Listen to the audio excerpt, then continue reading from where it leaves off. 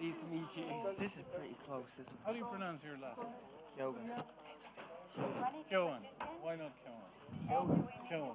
Keoghan means wolf in Irish. I only found that out. We need to put this in to understand it. You know that? Keoghan means wolf in Irish. Yeah, Yeah, I'm not sure how to do this. Do they? You know Keoghan? Into crawl. Into French or into I think in English is fine. I think yes. Do you have a translation for Barry? Yeah. Sorry, I didn't understand what you said. What did you say? Is it in English? What's happening? What Okay. language they ask the question, you will hear the translation into English. Oh, okay.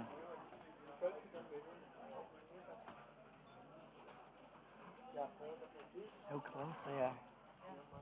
What channel are you on? Oh, I can hear myself. That's weird. How do you Barry? Oh, we can hear ourselves. I can hear you. The last Yo. Yeah. Hello. We can hear ourselves. Hello. We can hear us. That's going to be very self-conscious. Yeah. Was it always like that? Maybe when we're talking, take them out and then put them back in. Maybe take it out. Oh, good. Yeah, yeah. Sorry about Like a musician. In and out, in and out. So G-U-Y. So when you hear a question in a language that you don't understand, do that. Sorry, what did you say? Come again. Okay, messieurs les photographes, s'il vous plaît.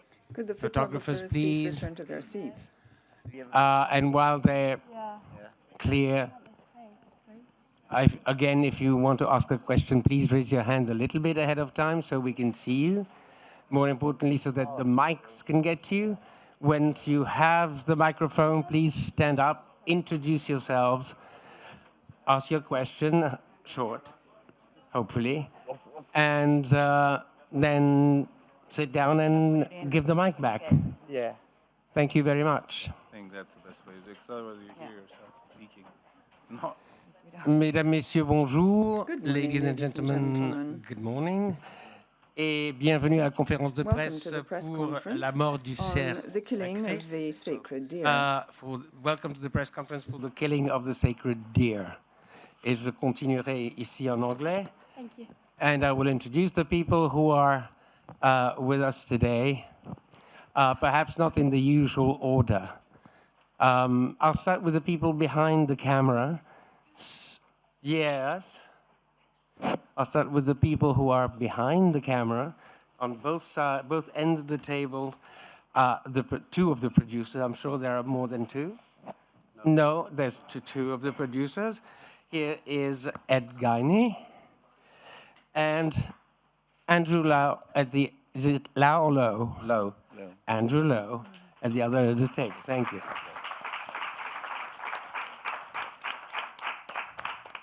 Center of the table, director Yorgos Lanthimos.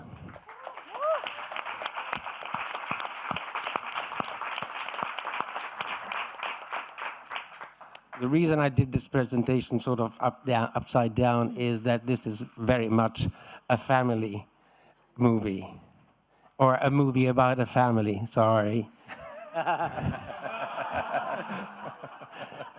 And therefore, I will introduce the family. Dad is absent, Colin Farrell, Stephen Murphy, but Mom is here as Anna Murphy, Nicole Kidman.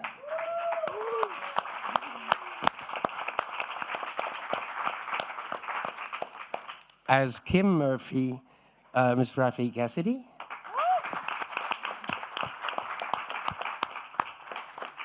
As Bob Murphy, Sonny Suljic.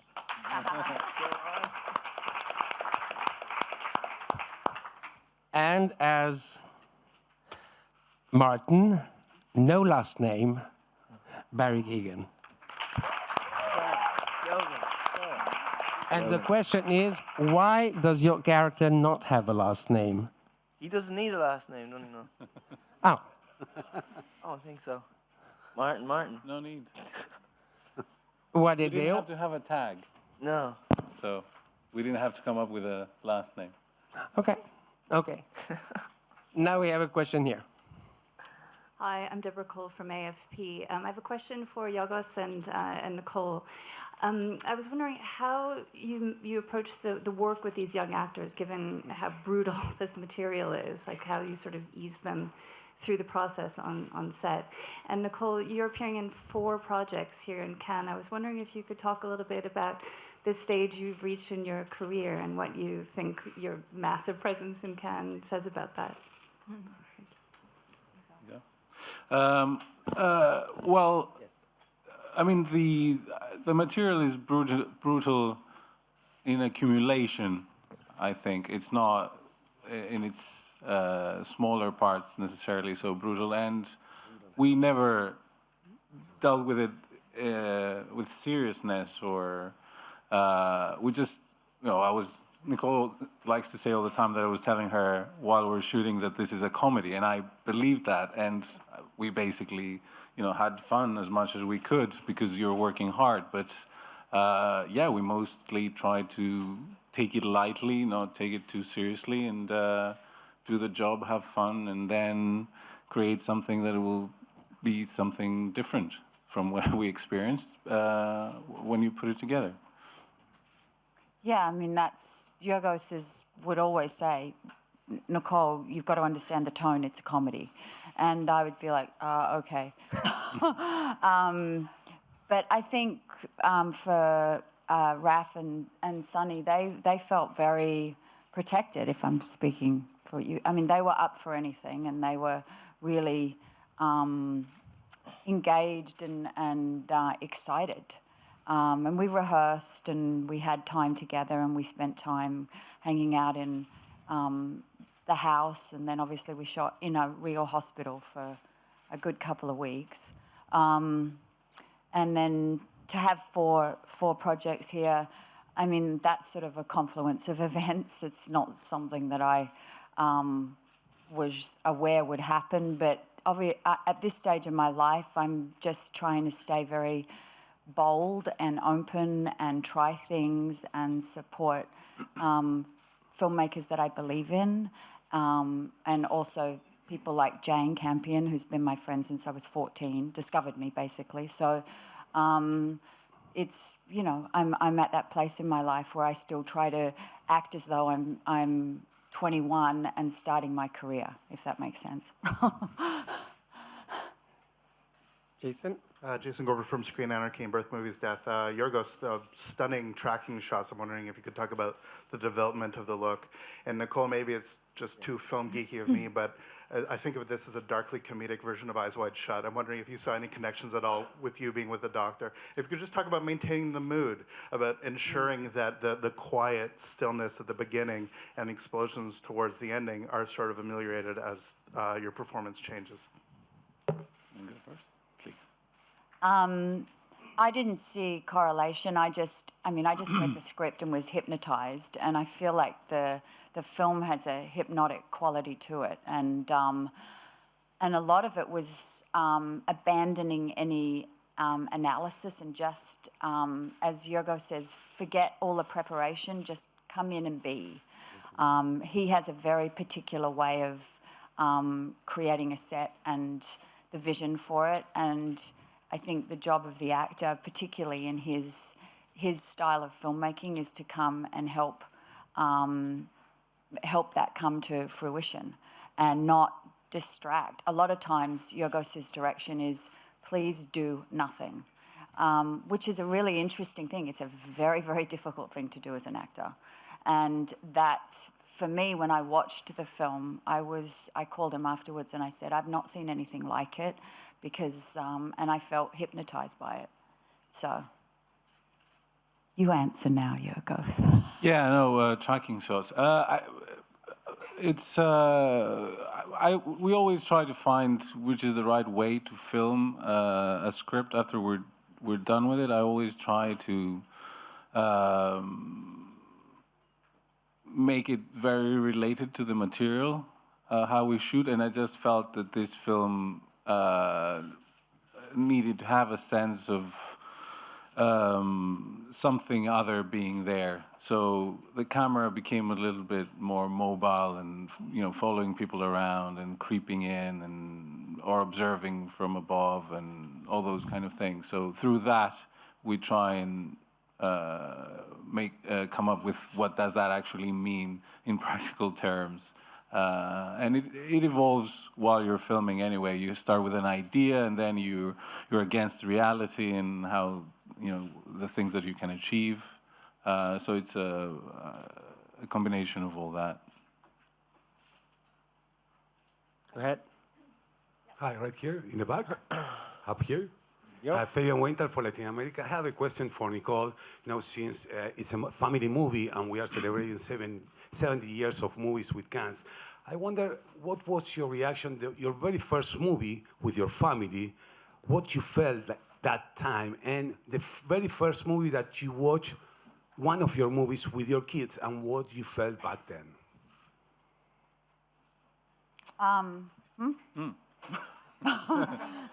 The first movie that I watched with my family. Yes, and then back with your kids. One of your movies, though. One of With my the movies kids. that I watched? Yeah, one of your movies that you watched with. Start with that. It's easier. Yeah.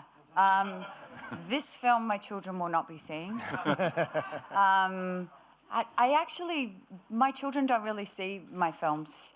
Our family is very separate to my creative life, and I try to, occasionally I'll do something for them that they can come on set. I did Paddington, where they were able to come and, be a part of it. But they have very little understanding of what my husband or I do.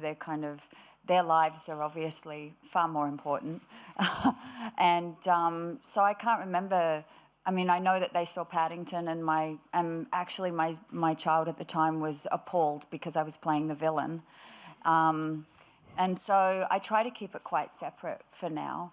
And that's how I'm able to be a mother. And, a lot of it is when you're an actress trying to juggle motherhood with the work that you want to do. And I'm fortunate in the sense that I'm married to a musician, so our schedules are able to be juggled, and we're able to go and pursue our sort of artistic, creative life, as well as then have a very solid home life. And I keep it simple in that regard. The first film I watched with my family, I was taken to the theatre as a child. I was actually not raised on cinema. That came more in my teenage years.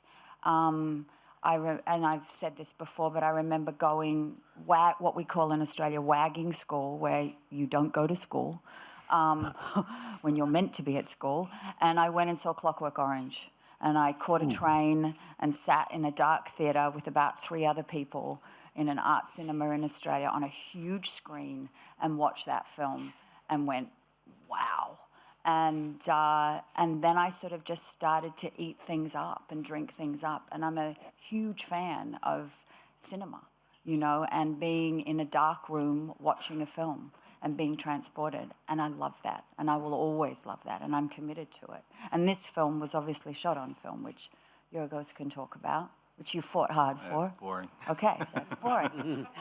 But I still have that passion at this age. I still have a passion for acting and for cinema and for storytelling and for pushing boundaries and moving out of my comfort zone, at least, to try things with an abandonment. Alexis Grivas from Sol de Mexico. This might seem a prosaic question. It is for Mr. Lanthimos, and also for his screenwriter, who, though announced, he's not here. It's a pity. So it may seem a prosaic question, considering the kind of film we just saw. Okay? But would you be ready to offer an explanation, considering also that Colin Farrell is a doctor, medicine, science, how you explain, maybe, if you can, the paralysis, that is what affects them? Is it something that comes from kind of supernatural power of Martin, or what? Yeah, well, I guess that's the whole point of the film that, you don't really ever know. So I don't know either. That's how we constructed the film. so yeah, that's, these are questions to take with you, I guess. Anybody? Okay. Okay. Karen Batt for the Huffington Post. A question to Yorgos about your concept of sacrifice. Because in this film, your term for sacrifice is sacred deer, because in this film you visually create a world which is desacralized, and to use this concept that's very high Greek concept of an ethical sacrifice, which is undercut by all the humor and these cold visuals. I was wondering how you see that, especially since this picks up from Lobster, the last scene where there is a sacrifice, perhaps a blinding or not, but it's in contrast to a real bond, and here the bonds. So what is your concept of sacrifice, and why this title, and why the sacred deer? Wow. Well, I'm not sure I have a concept of sacrifice. I just wanted to explore the subject, and it starts more with justice and choice, and human nature and behavior when they're against huge dilemmas in their lives. So sacrifice, comes after that when you're asked to do that. But obviously, from mythology and religious stories, and it's always been there forever. So I don't think it's my concept. It's part of humanity.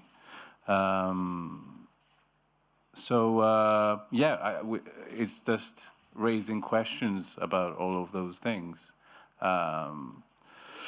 The title came because of a little dialogue that we wanted to have when we started writing the script and thinking about the story. We discovered there are parallels with the Euripides' tragedy Iphigenia. In Aulis, I think it's called in English. So we thought that it would be interesting to have a dialogue with something which is so ingrained in our culture. Just make the connection with something that it's so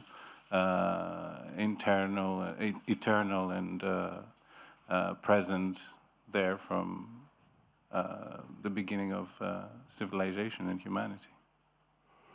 I'd like to address a question to the youngest members of our panel. How did you react when you received the script for the first time, if you read the script in its entirety? And B, did you just go, eek, or, okay, I'm game? Go ahead. Well, I first auditioned before reading the script, and my audition was really weird. Like, Yorgos had me doing some funny, weird stuff. So after that audition, I was literally to my dad, I would really, really, like to get this part. It seems like such a cool project. And then I read the script, and then I was like, okay, reading the script, I really, really want to do this. So I was up for it. Actually, same as well, because Yorgos made me audition, with me not moving my legs, trying to talk while I'm, pulling myself up on the couch. I was super confused why I was doing that, but...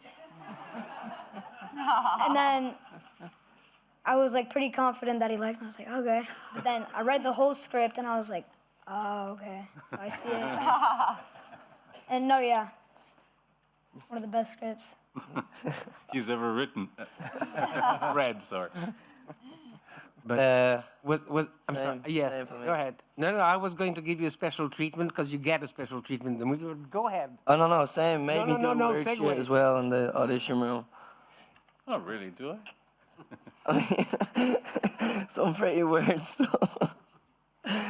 No, but yeah, it was, when I read it, it was like, this is funny. You have a smile on page 6 of the script, and then you start getting beaten at page 22, and then 28, and then 29, and then 102. Yeah. Not an easy task to sort of pace. No. Was it difficult? Was it hard for you guys physically? I mean, we didn't see it as that. Like, we just went in and done what we had to do. Made it quite simple for us. And Barry's a boxer, so he can take it. I rest my case. But yeah, it was, I mean, it was a comedy and it was, you know, it was simple. Yeah. I'll take this new definition of simplicity from your mouth. Go ahead.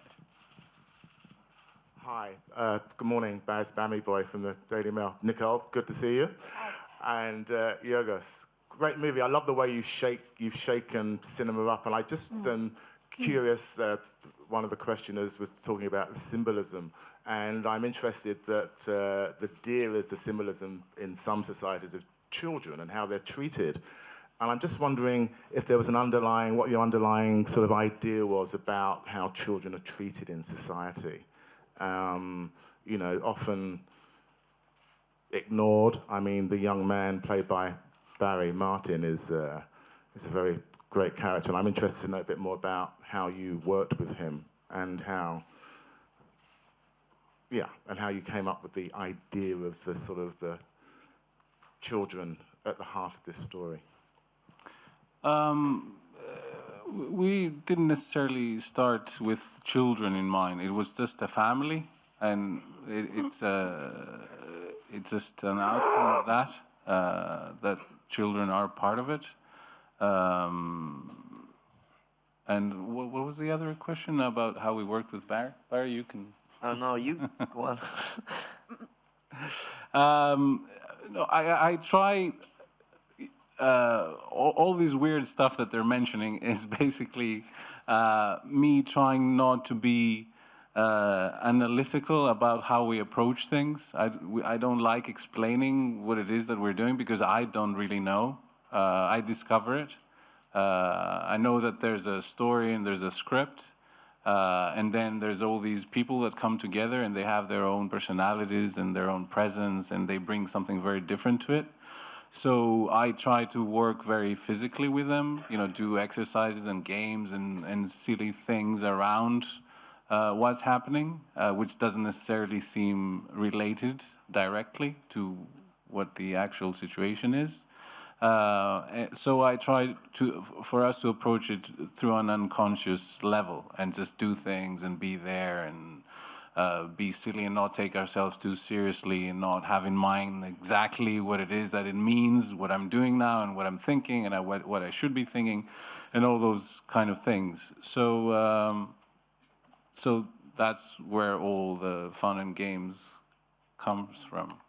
If I might just jump in and add to that, I mean, sitting slightly outside it and watching all these guys work on set, I mean, you know, what Nicole alluded to earlier is very much the case, and it's sort of counterintuitive, but, you know, we shot the film in a very sunny, you know, summer, and it was fun. It was a lot of fun, and, you know, you'd walk on set and everyone's laughing, and, you know, so there's an awful lot of lightness around the actual making of the film, and, of course, the film, you know, the shape of the film and the tone of the film is quite different to maybe how it worked on set, but I think that kind of made the family feel like a real thing. It made our younger actors feel more comfortable and protected and I think and relaxed and allowed something special to emerge. Question over there. Yes, hi, Travolta Cooper, Tempo Networks. My question is for Yorgos. I love how you said that your approach to creating this was comedic, and that was really the tone you set on set.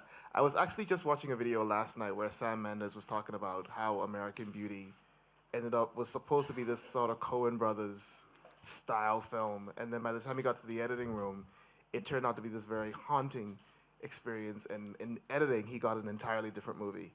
I walked away from the theater completely haunted. I'd like for you to talk about, you know, translating this material from page to the set to editing. You know, all of us walking away with the experience we had. Thank you very much. Yeah, well, we always start with a script, as everybody.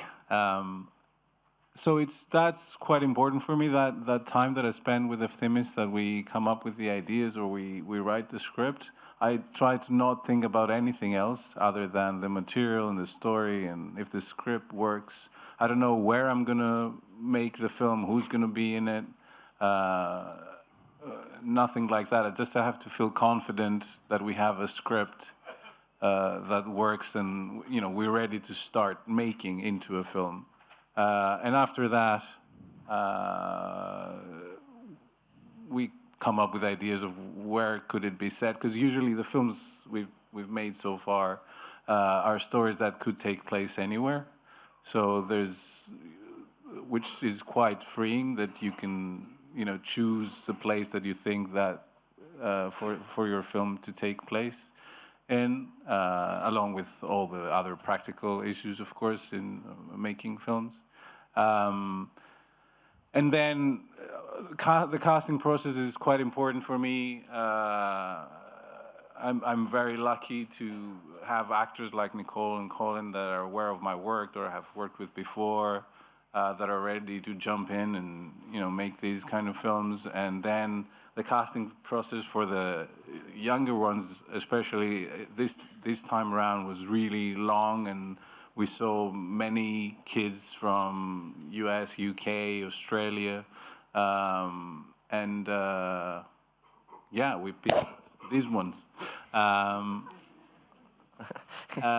it's important for me, I think I said it before, that I don't try and make them into something that I imagined, but try and get as much as I can from them. I think it enriches what we've written, and it's something that we could never have imagined. So that's another step of the process. And then when you're rehearsing and filming, so many elements come into the film, and I try to welcome them. I try to welcome, luck or fate or whatever that is, and the place, the atmosphere, the situation, the weather. I try not to control those kind of things too much. I mean, there are obviously certain things that you need to be in control of, but I think all of these things, environment, adds to the film. And although everything is pre-thought and pre-planned, it always changes. And it changes in the editing and sound designing and mixing the film, and it's a constant discovery of new things that could enrich the final result for me. Mr. Lowe, you sort of wanted to get in? You wanted to comment on this? No. Oh, okay. So I'm sorry, you just had this kind of movement. Anticipation. Question over there. Hello. Elena, Uzbekistan TV. Over here. Yeah. My question is to Yorgos and to both cinematographers. I really love style of your movies. It's unique, absurdic style, and also it reflects to the performance of actors. How do you, Yorgos, work with professional and non-professional cast, and to achieve that this style of performance is unique for all of them? And also to both cinematographers, how do you work with your cameras on this unique style? Hold it. There are no cinematographers. Ooh, Andrew, yeah, new talent. I'm sorry, yes. I mean, you know what I mean. No, really. Yes. Shall I play? I don't really know what you mean, but about the cinematographers. So there was one cinematographer, Thimios Bakatakis, on this film. He's not here on this table. That's what I said. Yeah. I restricted my remark to being here or not. Yes, go ahead.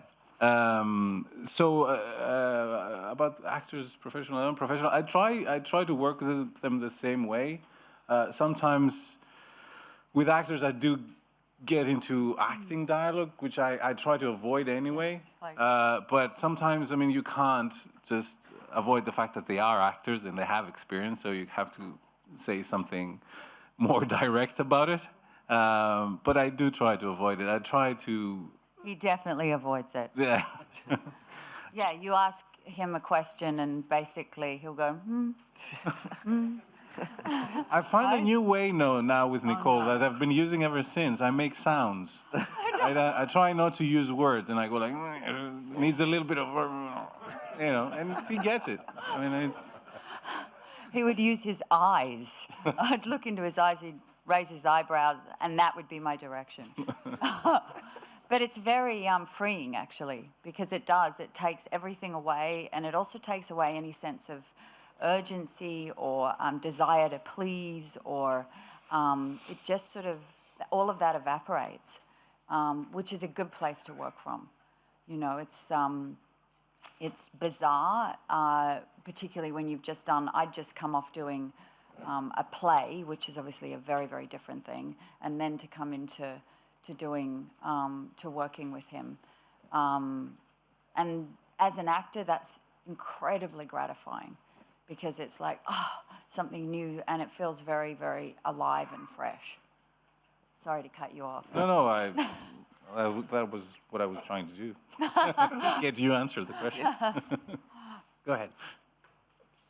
Go ahead. Hello, my name is Christian Lindberg from Denmark, and my question is for Nicole Kidman.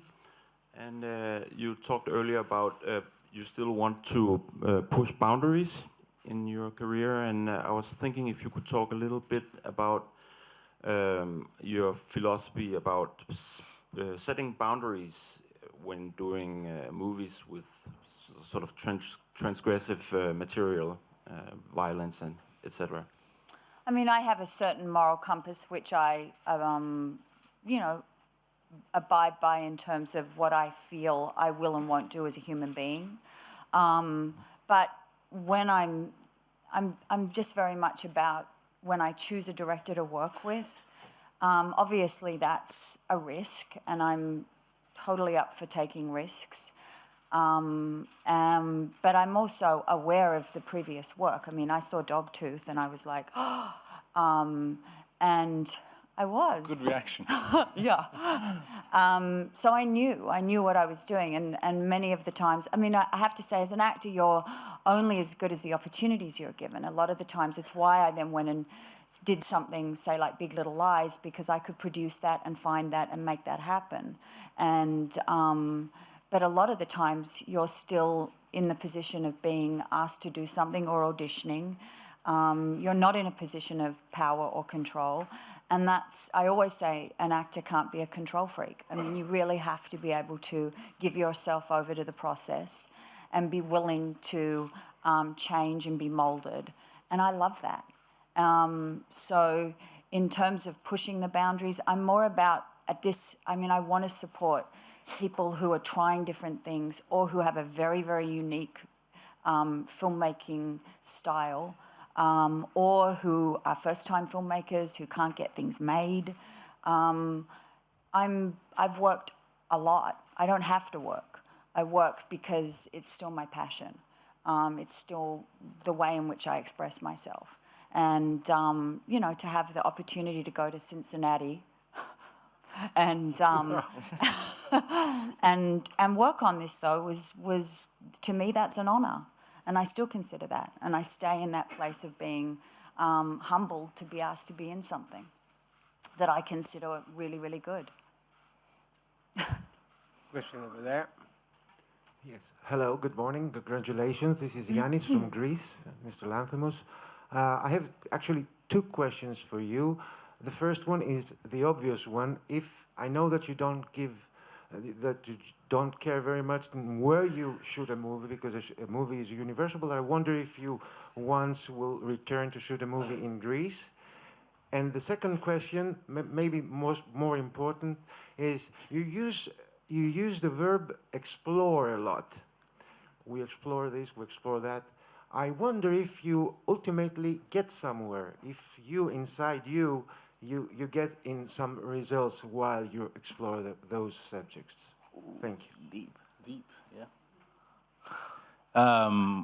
Well, the first one, which is easier to answer. Yes, I'd return to make a film in Greece because, as I said, we start from nowhere. Our films so far could take place anywhere, and I've now have experience of filming in different countries, and it's very different. I used to be quite negative about going back to Greece and making something, but there's a kind of freedom that I've experienced while I was making films in Greece that is hard to replicate elsewhere, because when you enter a more structured environment, obviously there are more rules and certain expectations of how things are done and how they're supposed to be done. So I don't know if there was a film that made sense to be shot there, I'd definitely consider it. Exploring, and if we ever get there, I mean that's a constant question that anybody that is trying to create things and explore, as I like to say a lot, is up against it. I don't know if I ever get anywhere. I definitely get to the next stop into a different territory. It's like, traveling. Do you ever get there? Do you stay anywhere? I mean, I don't know. It's just experience accumulates. It changes you as a person. It changes you. You don't necessarily know exactly how, and makes you progress even further or stop, or it's different with everybody. So obviously I couldn't answer that question, precisely or specifically either, but it's something that makes me keep going. So I guess, I reach a certain destination and then try to find the next one. We'll take 2 more questions. Go ahead. Hi, I'm Sue Smitherall from Australian Associated Press. Nicole, earlier you talked about the fact you are really accomplished. Have you had any advice? Oh, well, I don't feel it, but you said you don't need to work. Have you had any advice for your younger co-stars, particularly the female ones? And also a similar question to the Greece question. Do you have any desire to do more projects in Australia? Would you like to see some more Australian options coming through? Thank you. Yeah, I mean, I go back to Australia. I did Lion in Australia, and obviously Top of the Lake. I went back. So recently I've been working a lot more there. I'm developing something that's set in Australia. So it's hard. It's really hard to get things made. It's a very different time now. For a young actress, I always say, find out who you are, because if you can just be yourself, and I know that sounds very simple, but not by mimicking, not by looking at other people, but finding out your truth from inside you, that's probably the safest place to operate from. And I also find your mentors, find the people that are going to protect you and guide you, because it's needed, and I always offer that up to the younger generation. If you're here, if you need it, I'm here. And I've worked with a lot of young actors and actresses recently, and it's a nice thing to be able to offer. But at the same time, I'm still in that place of, I'm sorry to throw the word around, but exploring. I love to be part of the exploration of the human condition or of the world. I love to be asked to be in those things, because that's just where I'm at. And I think I've always had that slightly rebel spirit where I've gone, I don't want to conform. I want to find a way not to. And that's who I am, and I've veered off that at times, and then I've had to come back to it. But I've been very fortunate that I've had people that have believed in me and stood by me. And I've been doing it a long time, so I've run the gamut, But I emphasize that I still have the passion.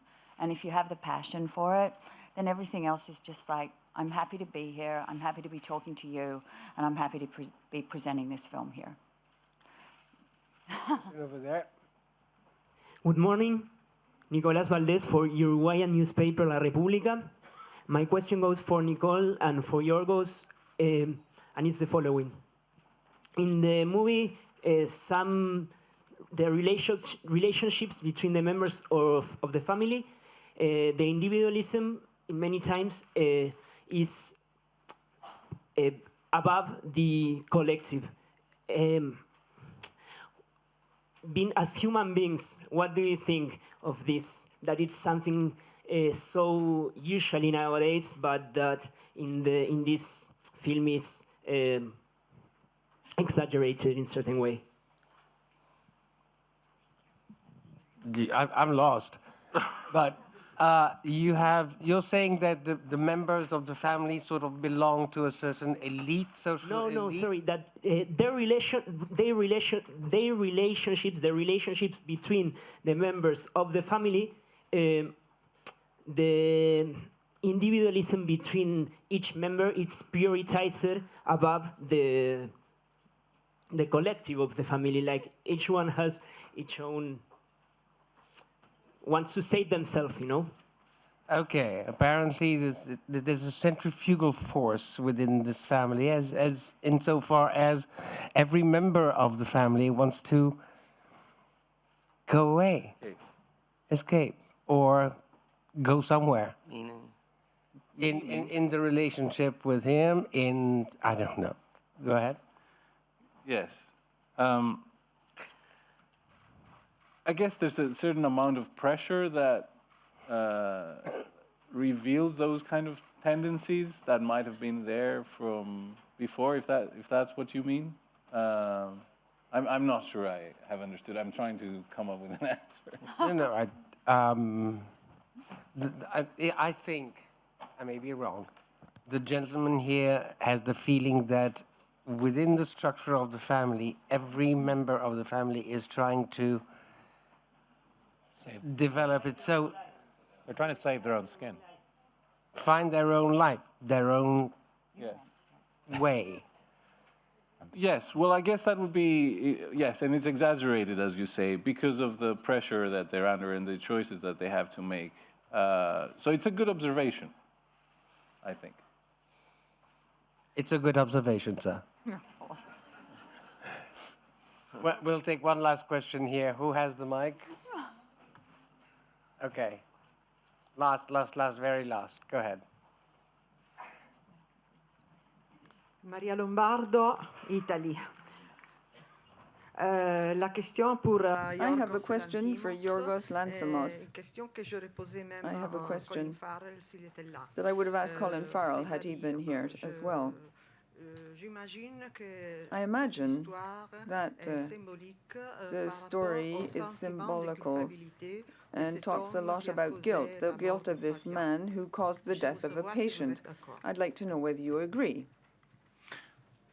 Yes, I don't think it's necessarily symbolic. It's quite direct that there is guilt and there is a choice and there is a question of revenge and justice, and so I think it's pretty direct. We try to stay away from symbols too much. I think so. Whatever we do, we try to be more direct about it. I'm afraid our time is up. Ladies and gentlemen, thank you very much, and thank you to all the members of the panel here. Hi, how are you?